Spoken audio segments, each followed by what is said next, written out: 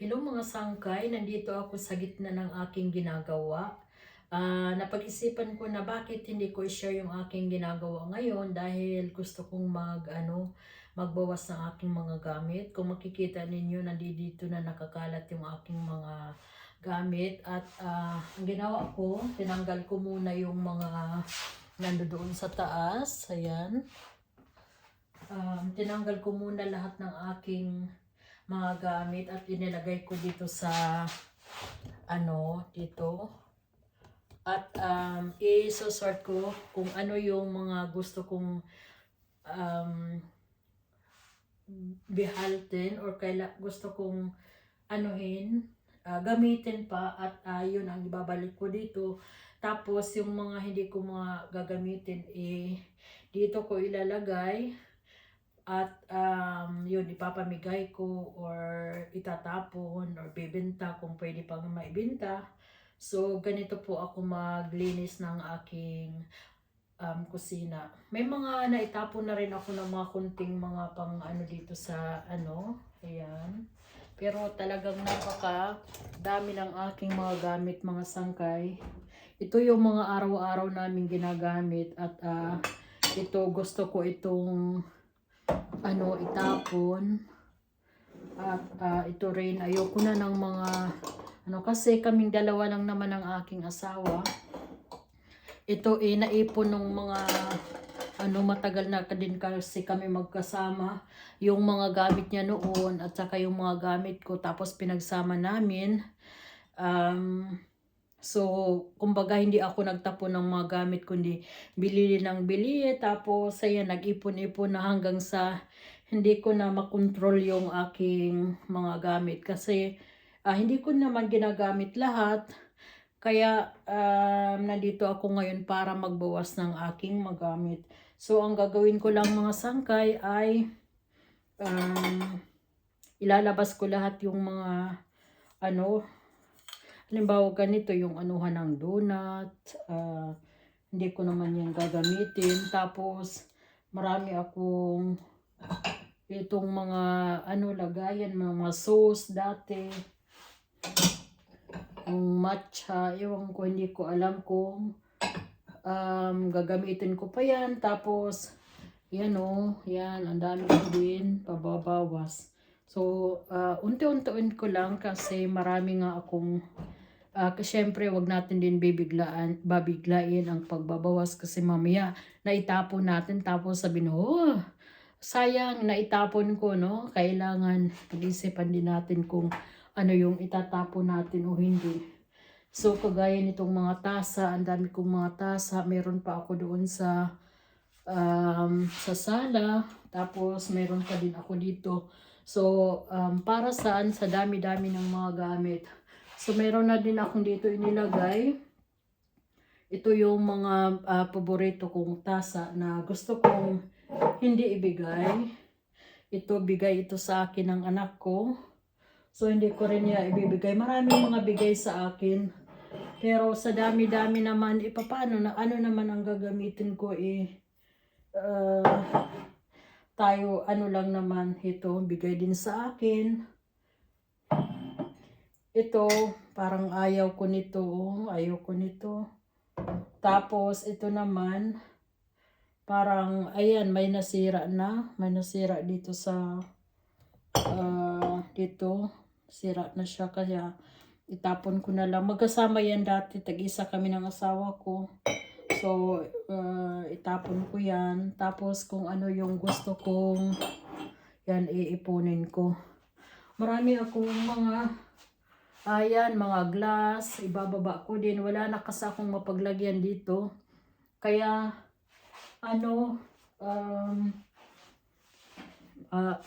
ako dyan. Yung nasa taas, natanggal ko na. So, itong dalawa na lang. Dito sa baba, yun mga pang-anuhan ng inuman ng tubig. Tapos, dito naman, yan yung paglagyan ng mga yung akyat nga ako. Ito yung mga pinaglalagyan ko ng mga halimbawa may niluto ako. Hindi ko ilalagay siya yung glass. Tapos yung takip niya i-plastic. So, i-sort ko pa siya kung ano, kagaya nito. Ayoko na kasi ng mga plastic na mga ganito. At saka yan, gusto ko itong may mga glass na lang. So, kailangan kong i-sort. Ayan, mayroon din dito. Umaakyat ako. Isama ko na kayo sa aking pagliligpit. Ayan o, may butas na rin. So, kailangan kong itapon. Lagayan ito ng butter. Tapos, ito yung baunan ito ng asawa ko. Yung pag nagtatrabaho siya. Tapos, ito din. Baunan. Hindi ko alam kung itatapon ko or ano kasi plastic. Ito yung mga lagayan ng cheese. Ayan. I-sort ko kung ano yung pwede kong maitapon. So, dito naman, ito yung anuhan ng lemon. Yung i-press yung lemon. Tapos gawa. Ayan o. Hindi ko alam kung ano ko pa yan. Tapos marami akong mga baso na ewan ko kung ano, kaya dito pa ako nag-sort dito, hindi pa ako tapos. Sabi ko habang naglilinis ako ito, nilagyan ko ito ng ulam. Tapos dapat nasa baba ito pero nandito. Hindi ko din alam. Ito yung anuhan ng mess besya, yung pinag-anuhan ng kung ilang mililiter. Ay, yan. Mga lagayan na ewan. Tapos, ito yung mga inuhan ng tubig. Ito yung para sa latte macchiato. Latte macchiato. Tapos, dito sa ilalim. Ayan, nabili ko ito. Anuhan ko ito ng ng kanin ba. May matong ilagay dito yung shirataki rice. Hindi ko pa nga ito nagagamit. Nabubuksan niyan siya. Ginagamit ko kasi yung isa kong kamay mag-film. So, ilagay lang yung kainan, anuhan niya ng takala ng rice. So, isang 1 cup na rice. Ayan, tapos, yung, yan, anuhan din to ng latte macchiato from Valeroy on book. Gustong gusto ko yung mga tasa ng Valeroy. Tapos yun man dito naman yan may takip, may lagayan ng butter. So ayan po. Hi. Tapos dito naman sa kabila, mga sangkay, sarado ko muna. Dito naman yung mga pagkain, yung nasa taas, anuhan niya ng mga pizza, tapos popcorn. Yung, akyat nga ako. At i-share ko na rin sa inyong aking mga gamit. Ayan, anuhan to siya ng pizza. Tapos ito naman, hindi ko naman ito ginagamit din. Para saan. Yan, anuhan ng mga popcorn. Tapos ito, mayroon pa rin akong pepper on salts. Yung lagay ng pepper on salts. Yung grinder. Hindi ko naman ginagamit. So, isort ko yan. Tapos, dito naman, yung mga pagkain na yan. Siguro ito, itatapon ko din yan. Kasi, meron naman akong malaking pizza. At saka, hindi naman kami sa ngayon kumakain na ng mga tapos, dito naman, ayan, mayroon akong ditong honey. Napunta yung lagayin ko ng honey dahil hindi ko naman madalas na ginagamit. So, ayan po. Tapos, meron mga Tapos, meron din ako ditong rice. Lagayin ko ng sugar. Tapos, yung mga ganito. Ng isda, meron akong beans, meron akong asukal. Ayan, share ko lang po. Tapos dito naman sa kabila, walang cut-cut na ito yung ano ko. Ayan, yung anuhan namin ng muesli. Yung pag nag-muesli kami, ito yung nilalagay namin. Ayan, may honey din. Ito yung nilalagay namin sa ano ng pagkain ng aming pusa. Nilagay ko sa taas. Tapos, ito naman, ay naku, kung ano-ano nagkakalat. Yung ano ko ng muffins. Tapos ito naman yung lagayan ko ng ice candy. Ay, gumawa ng ice candy. Kaya itapon ko na rin ito. Lagay ko na rin ito dito sa baba. So, ayan. I-share ko lang mga sangkay ang aking kusina. At sana maipakita ko sa inyo yung before and after.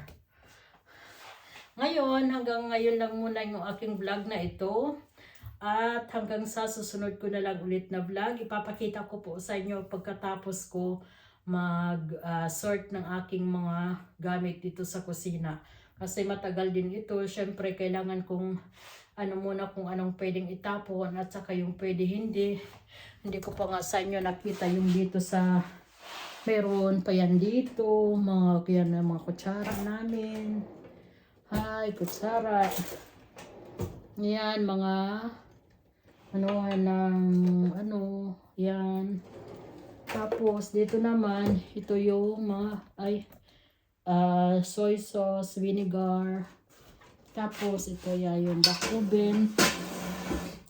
At dito naman, ay, yung lagayan, ay yung pang namin na plato, kaya wag kayong mag-aandal dito nga ako may ginagawa. Ito yung mga pinamunas ko kanina. Tapos dito naman yung mga seasoning ko. Kailangan ko din yan ayusin at itapon yung mga dapat itapon. So dito naman sa baba, nandito yung aking mga noodles. Ito yung pagkain ng pusa. Ito may popcorn, may salt, glutinous rice flour. Tapos, mayroon din flour, kung ano-ano. Ayan po mga sangkay. Maraming salamat sa panonood. Ilagay ko dito. Hanggang sa susunod ko na lang ulit na vlog. Isinama ko kayo dito sa aming kusina. Kung gaano kakalat sa ngayon. At, kung makikita ninyo, meron ako ditong mga kung ano-ano yan, may mga tasa. Ito yung mga pinaglagyan ko noon ng milk. Kay tubig, pwede din paglagyan. Ito yung mga lagayan ng tubig. Ito din lagayan, ng mga ng tubig. Ang dami-dami. Tapos ito, lagayan din yan ng tubig. Yung glass. Tapos ito yung ng matcha. Ayan, mga maliliit na mga tasa. Ito dito ako ng aking pag nagbe-bake ako. Or pwede itong gawing salad. Pero ayoko na talaga. Ayoko na mag-ipon-ipon ng mga kalat-kalat. Ayan po mga sangkay. Thank you so much. Bye!